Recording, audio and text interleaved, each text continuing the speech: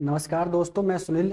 आप सभी का स्वागत है एक बार फिर से गूगल एग्जाम स्टडी के ऊपर। तो जैसा कि आपको पता है कि हम डेली का प्रैक्टिस सेट पहले पॉलिटी का करते आ रहे थे और अभी पिछले 2 या 3 लेक्चर से हमने पॉलिटी की थ्योरी को शुरू कर रखा है।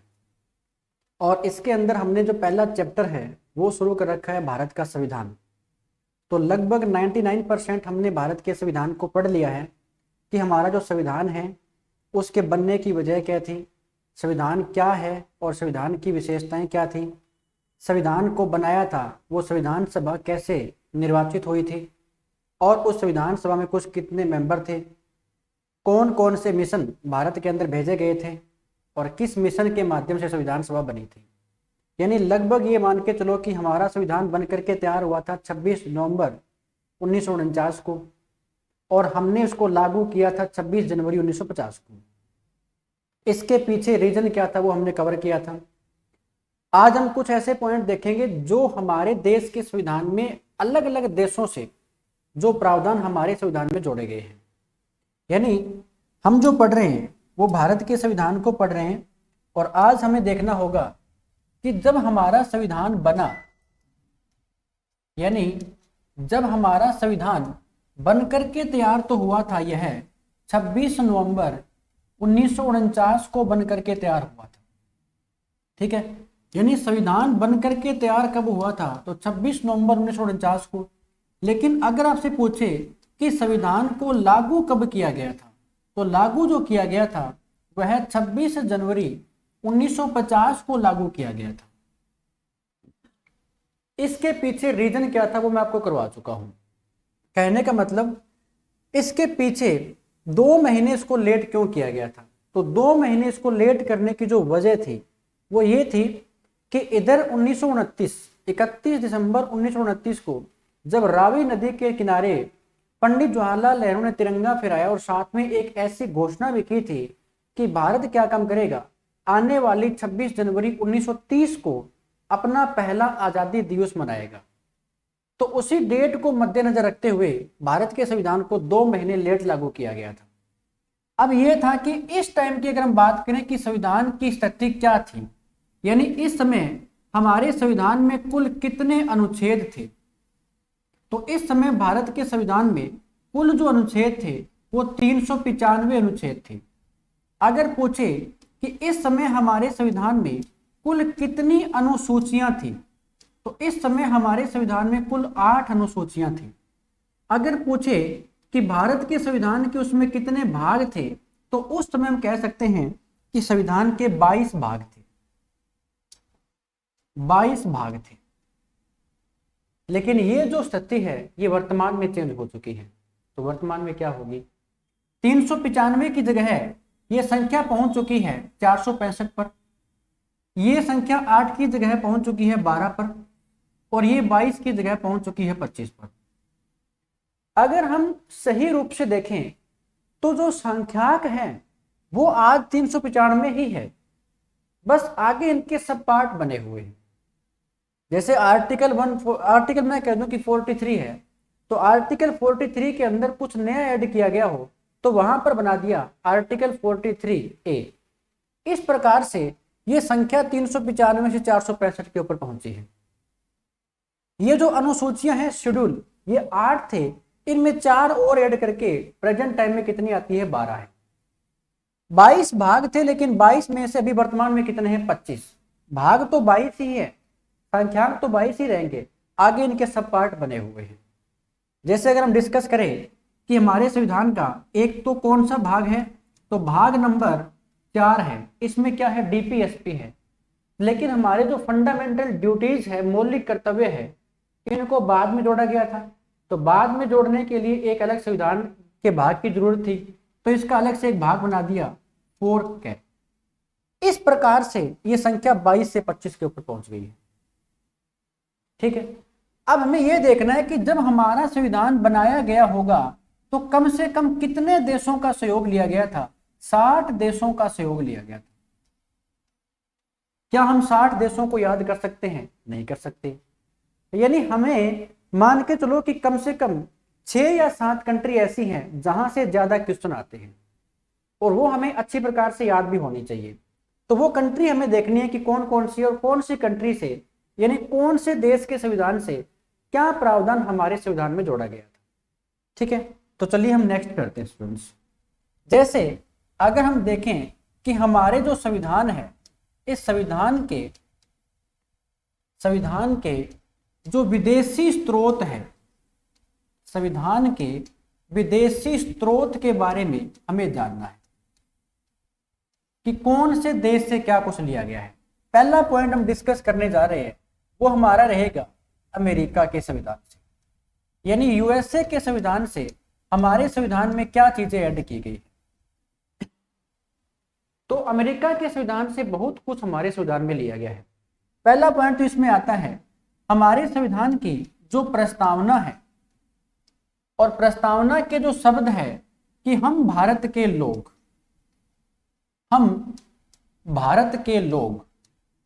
We the people of India, हम भारत के लोग, ये हमारी संविधान जो प्रस्तावना है उसकी शुरुआत इन शब्दों से होती है। ये शब्द कहां से लिए गए हैं? यूएसए के संविधान से जोड़े गए हैं। यानी जो प्रियम्बल है, जो प्रस्तावना है, उसकी शुरुआत होती है हम भारत के लोग, we the people of India. ये वर्ड कहां से लिए गए हैं? यूएसए के संविधान से लिए गए हैं। नेक्स्ट पॉइंट, हमारे संविधान में जो मूल अधिकार है, जो फंडामेंटल राइट है, इनको भी किस देश के संविधान से जोड़ा गया है? यूएसए के संविधान से जोड़ा गया है। जब इनको जोड़ा गया तब संख्या कितनी थी? 7 थी, लेकिन वर्तमान में कितनी है? 6 है। तो जो मूल अधिकार है कहां से लिए गए हैं? यूएसए के संविधान से लिए गए हैं। स्वतंत्र जो न्यायपालिका है, स्वतंत्र जो न्यायपालिका का प्रावधान है कहां से लिया गया है? यूएसए के संविधान से लिया गया है। और क्या क्या चीजें ऐड की गई हैं? राष्ट्रपति पर महाभियोग की जो प्रक्रिया है, इसको भी भारत के संविधान में यूएसए के संविधान से जोड़ा गया है। अब महाभियोग का मतलब होता है कि राष्ट्रपति को उसके पद से हटाना, और वो हटाने की जो प्रक्रिया होती है उसको बोलते हैं महाभियोग। महाभियोग का वर्णन संविधान के कौन से आर्टिकल में किया गया है? 61 में किया गया है। नेक्स्ट पॉइंट हम कह सकते हैं कि जैसे PIL का नाम आपने सुना हो, पब्लिक इंटरेस्ट लिटिगेशन, हिंदी में कहोगे तो इसे कहा जाता है लोक जनहितवाद। लोक जनहितवाद किस देश के संविधान से लिया गया है? यूएसए के संविधान से। उपराष्ट्रपति का जो पद है किस देश के संविधान से लिया गया है? यूएसए के संविधान से। न्यायिक पुनर्विलोकन कहां से लिया गया है? न्यायिक पुनर्विलोकन कौन से देश के संविधान से लिया गया है? यूएसए के संविधान से लिया गया है। तो ऐसे कई बार क्वेश्चन पूछ लेता है कि कौन से देश के संविधान से क्या कुछ लिया गया है। जैसे अब दूसरा क्वेश्चन हम करें कि अगर आपसे पूछ ले कि जर्मनी के संविधान से हमारे संविधान में क्या जोड़ा गया है, तो जो आपातकालीन उपबंध जो है वो हमारे संविधान में जर्मनी के संविधान से जोड़े गए। यानी तो देश के अंदर इमरजेंसी लगती है तो कितने टाइप की लगती है? 3 टाइप की। तीनों का वर्णन कौन से आर्टिकल में है? आर्टिकल 352 के अंदर वर्णन है, आर्टिकल 326 के अंदर वर्णन है, और आर्टिकल 360 के अंदर वर्णन है। 3 प्रकार की इमरजेंसी भारत में लगती है। जैसे यहां पे लगता है राष्ट्रीय आपातकाल, यहां पे लगता है प्रेसिडेंट रूल, और इसमें लगता है वित्तीय आपातकाल, जो देश के अंदर एक बार भी नहीं लगा। तो कई बार पूछ लेता है कि किस देश के संविधान से आपातकालीन उपबंध को जोड़ा गया है? जर्मनी के संविधान से जोड़ा गया है। नेक्स्ट पॉइंट हम कवर करते हैं। तीसरा पॉइंट आपसे पूछ लेगा कि ऑस्ट्रेलिया के संविधान से क्या कुछ हमारे संविधान में जोड़ा गया है? ऑस्ट्रेलिया के संविधान से क्या जोड़ा गया हमारे संविधान के अंदर? तो एक तो आता है कि समवर्ती सूची का जो प्रावधान है, समवर्ती सूची, ये कहां से जोड़ी गई है? ऑस्ट्रेलिया के संविधान से। यानी हमारे संविधान की जो 7वीं अनुसूची है ना, उसमें 3 प्रकार की सूचियों का वर्णन किया गया है। इसमें एक तो आती है संघ सूची, एक इसमें आती है राज्य सूची, और एक इसमें आती है समवर्ती सूची। समवर्ती सूची, यहां पर कानून बनाती है सेंट्रल गवर्नमेंट, यहां पर कानून बनाती है स्टेट गवर्नमेंट, और यहां पे कानून बनाती है सेंटर और स्टेट दोनों के गवर्नमेंट बनाती है। तो समवर्ती सूची का प्रावधान कहां से लिया गया है? ऑस्ट्रेलिया के संविधान से। और क्या कुछ जोड़ा गया है? तो दोनों सदनों की जो संयुक्त बैठक है, दोनों सदनों की जो संयुक्त बैठक है, इसका वर्णन आर्टिकल 108 के अंदर है। कहां से लिया गया है? ऑस्ट्रेलिया के संविधान से लिया गया है। यानी लोकसभा और राज्यसभा आर्टिकल 108 के तहत दोनों सदनों की क्या है? संयुक्त बैठक बुलाई जाती है। बुलाता कौन है? भारत का राष्ट्रपति। केवल पूछता है कि इसकी अध्यक्षता कौन करता है? तो लोकसभा स्पीकर करता है। क्लियर हुआ? इसके बाद में अगर आपसे पूछ ले कि रसिया यानी रूस के संविधान से क्या कुछ हमारे संविधान में जोड़ा गया है, तो देखो, अगर हम बात करें फंडामेंटल ड्यूटीज की, मौलिक कर्तव्य की, यानी हमारे देश के संविधान के अंदर जो मौलिक कर्तव्य है, मौलिक कर्तव्य, तो जब संविधान को लागू किया गया था उस समय हमारे संविधान में नहीं थे।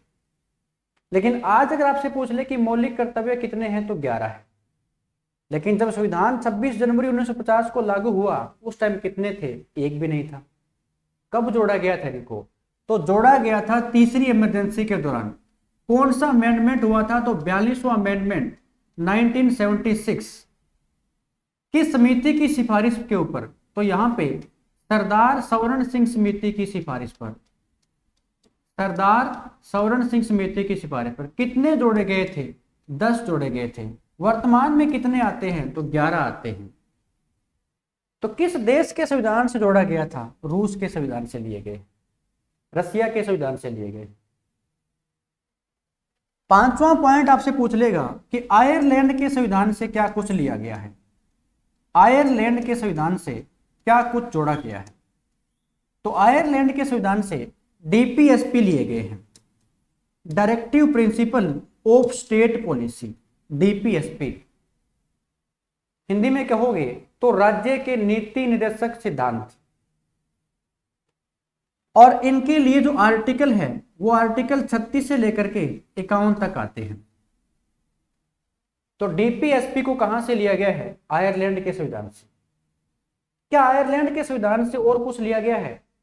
तो राष्ट्रपति के निर्वाचन की जो पद्धति है, राष्ट्रपति के निर्वाचन की पद्धति जो है,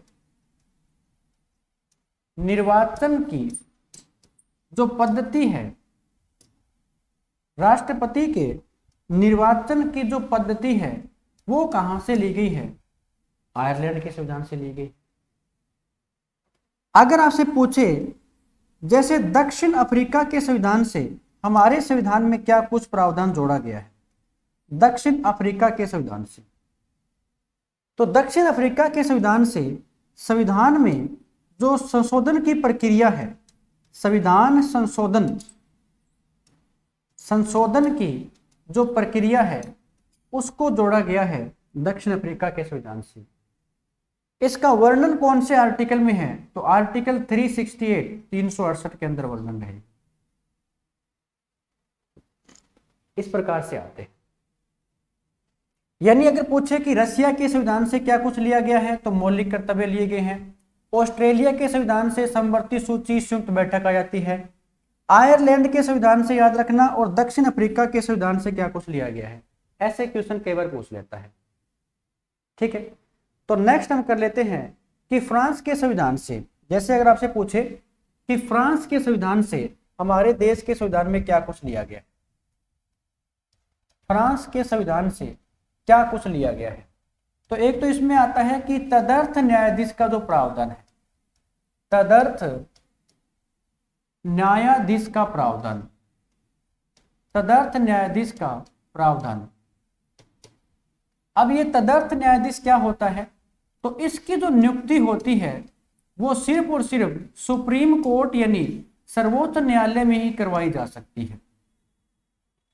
तदर्थ न्यायाधीश का मतलब होता है कि वर्णन कौन से आर्टिकल में है, 127 के अंदर वर्णन है।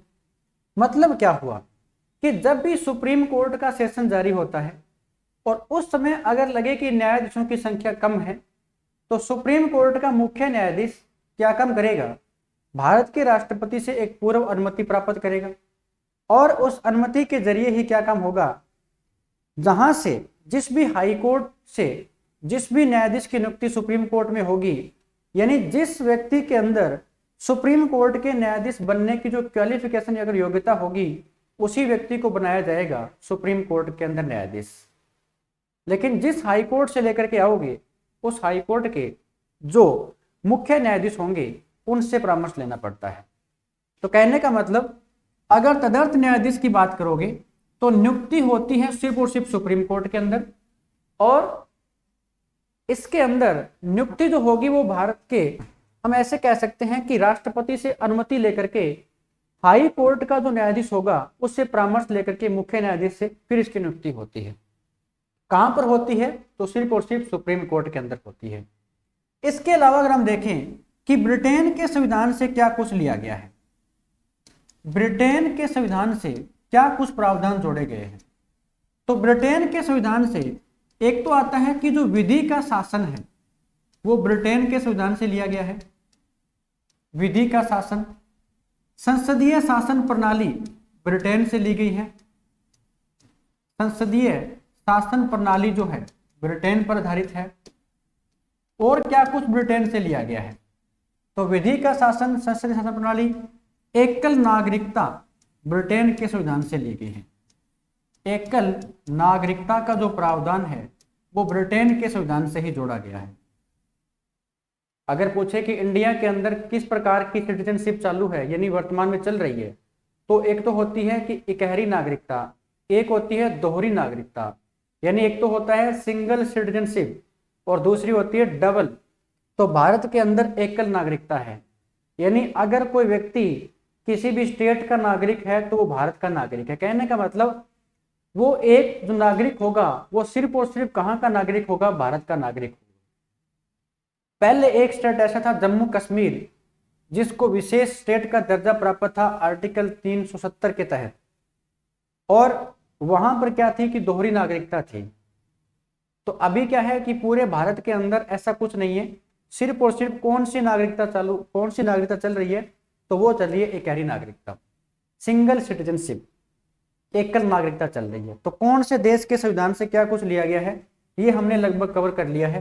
तो मेरा कहने का मतलब, आपको सिर्फ हम कहें तो 60 देशों के सहयोग से हमारा संविधान बना, 60 देशों के सहयोग से भारत के संविधान को बनाया गया था। लेकिन इतने देश आपको याद करने जरूरी नहीं है, कम से कम 7 या 8 कंट्री ऐसी है जिनके संविधान से जो कुछ लिया गया है वो आपको याद करना पड़ेगा। और खास करके तीनों पॉइंट जो हमने कवर किए हैं, एक तो मैंने आपको करवाया है कि जो हमारे फंडामेंटल जो राइट है, जो मौलिक अधिकार है, कहां से लिए गए हैं, यूएसए के संविधान से लिए गए हैं। दूसरा आपको पता होना चाहिए फंडामेंटल जो ड्यूटीज है, मौलिक कर्तव्य, ये कहां से लिए गए हैं, तो ये रसिया के संविधान से लिए गए हैं, तो ये पता होना चाहिए। और तीसरा पॉइंट आता है कि जो डीपीएसपी है इनको कहां से लिया गया है, तो डीपीएसपी को आयरलैंड के संविधान से लिया गया है। तो 3 पॉइंट तो आपको ये वाले कवर करने हैं, सीधा एग्जाम के अंदर पूछता है। एक आपको ये पता होना चाहिए कि जो संविधान में संशोधन करने की प्रक्रिया है, संविधान में संशोधन की जो प्रक्रिया है वो कहां से ली गई है, तो हमने अभी कवर किया कि दक्षिण अफ्रीका के संविधान से इसको लिया गया था। और खास करके जो यूएसए के संविधान से जितने प्रावधान लिए गए हैं उन सभी के बारे में आपको पता होना चाहिए। ठीक है, तो हमने ये तो कवर कर लिया था कि हमारे देश का संविधान सबसे बड़ा क्या है, लिखित संविधान है और सब में विस्तृत संविधान है, लिखित और विस्तृत संविधान है। कुछ जटिलता के कारण ही हमारे संविधान को क्या कहा जाता है, तो वकीलों का स्वर्ग कहा जाता है। वकीलों का स्वर्ग कहा जाता है? वकीलों का स्वर्ग किसे कहा जाता है? तो इसकी जटिलता के कारण, भारत के संविधान में कुछ जटिलता है, उसकी वजह से इसे वकीलों का स्वर्ग भी कहा जाता है। हमारा संविधान विश्व का सबसे बड़ा लिखित संविधान है, इसीलिए इसको बनाने में 2 वर्ष 11 महीने 18 दिन का समय लग गया था। संविधान निर्माताओं ने जब इसको बनाया तो 60 देशों के सहयोग से, जो संविधान सभा के संवैधानिक सलाहकार थे BN राव, उन्होंने जो प्रारूप तैयार किया था, अलग अलग देशों के संविधान को पढ़ करके फिर वहां से कुछ प्रावधान हमारे देश के संविधान पर उठाए थे। अगर इस पर एक पॉइंट ये बने कि भारत के संविधान पर सबसे ज्यादा प्रभाव किसका पड़ा था, तो हमारे संविधान पर सबसे ज्यादा प्रभाव जो पड़ा था वो भारत शासन अधिनियम 1935 का पड़ा था। भारत शासन अधिनियम 1935, इसका सबसे ज्यादा प्रभाव जो है वो देश के संविधान पर पड़ा था। इसीलिए इसे क्या कहा जाता है? भारतीय संविधान का ब्लूप्रिंट भी कहा जाता है। भारतीय संविधान का ब्लूप्रिंट कहा जाता है क्योंकि सबसे ज्यादा जो स्रोत है हमारे संविधान में यहीं से उठाए गए। इसलिए हमें कम से कम 6 या 7 कंट्री ऐसी है जो याद करनी पड़ेगी। किस देश के संविधान से क्या प्रावधान उठाया गया है वो हमें पता होना चाहिए। तो आज हमने क्या कवर किया है कि जो हमारे संविधान के जो विदेशी स्रोत है, किस देश के संविधान से क्या लिया गया वो हमने देखा है। कल हम करते हैं कि भारत के संविधान में कितनी शेड्यूल है, कितनी अनुसूचियां हैं, और पहले कितनी थी, वर्तमान में कितनी है, और कौन सी को कब जोड़ा गया था। एक एक पॉइंट को अच्छे से कवर करेंगे। तो आज के लिए स्टूडेंट इतना ही रहेगा। थैंक यू, धन्यवाद।